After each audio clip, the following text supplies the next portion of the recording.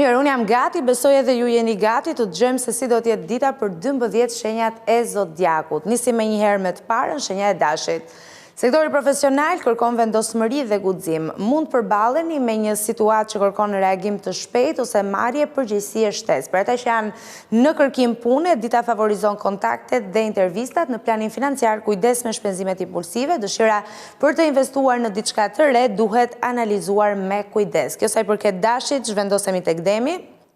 Stabiliteti është fjala kyçe, në punë mund të merrni vlerësim për përkushtimin dhe seriozitetin tuaj.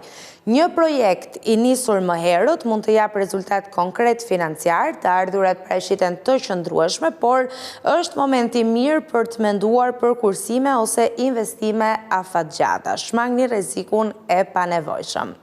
Kjo ishte parashikimi edhe për Demin, shkojmë më tej tek binjakët. Se përket binjakëve, komunikimi dhe negociatat janë pika juaj e fortë sot, mund të hapen mundësi të reja bashkëpunimi ose projekte që kërkojnë kreativitet. Në planin financiar ka potencial për përfitime shtesë, por duhet të shmangni shpërqendrimin dhe vendimet e nxituara. Organizimi i detyrave do të ndikojë drejt për drejt tek të ardhurat tuaja. Kështu që keni parasysh të organizoni me kujdes ditën e sotme, sepse në të kundërt do të ndikojë kjo tek xhepi dhe tek mënyra se si parat do të kenë ecurin.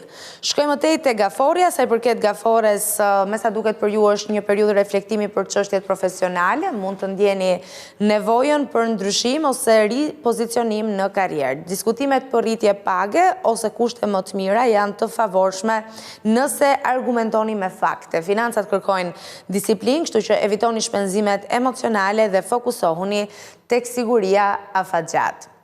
Shkojmë tej tek shenja e radhës, jemi tek Luani.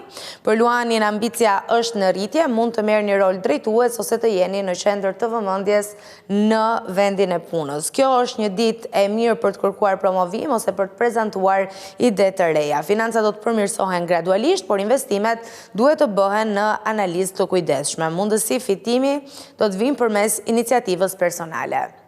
Shkojmë tek Virgjëresha, sa i përket Virgjëreshës, puna e detajuar dhe përpikmëria do të shpërblehen. Mund të rregulloni një situatë që kishte krijuar vonesa ose pasiguri financiare. Është një moment i favorshëm për të rishikuar kontrata, dokumente ose marrëveshje ekonomike. Të ardhurat do të stabilizohen, por kërkohet menaxhimi i kujdesshëm i shpenzimeve. Më tej Peshorja. Bashkëpunimet profesionale janë në fokus. Partneritetet mund të sjellin rritje ekonomike gjithmonë nëse ruhet ekuilibri dhe transparenca. Negociatat për paga apo projekte të reja mund të kenë sukses. Financiarisht duhet të shmangni luhatje dhe të mos ndikoheni nga presioni i jashtëm për shpenzime të panevojshme. Shkojmë tek Akrepi tashmë, është momenti të dim se si do t'jetë dita financiarisht për shenjën e Akrepit, vendosmëria dhe strategjia ju ndihmojnë që të përparoni. Në punë mund përballeni me sfida që kërkojnë diplomaci dhe kontroll emocional. Financat janë në fazë riorganizimi, mund mendoni për investime të strukturuara ose për shlyerje borxhes. Fokusohuni tek objektivat afatgjata. Shkojmë tek Shigjetari. Sa i përket shigjetarit, optimizmi ju ndihmon që të shihni mundësi aty ku të tjerët shohin pengesa. Mund të paraqiten propozime të reja pune ose projekte që lidhen me udhëtime ose bashkëpunime ndërkombëtare. Financat do të përmirësohen përmes iniciativave personale, por shmangni premtimet e paqarta financiare.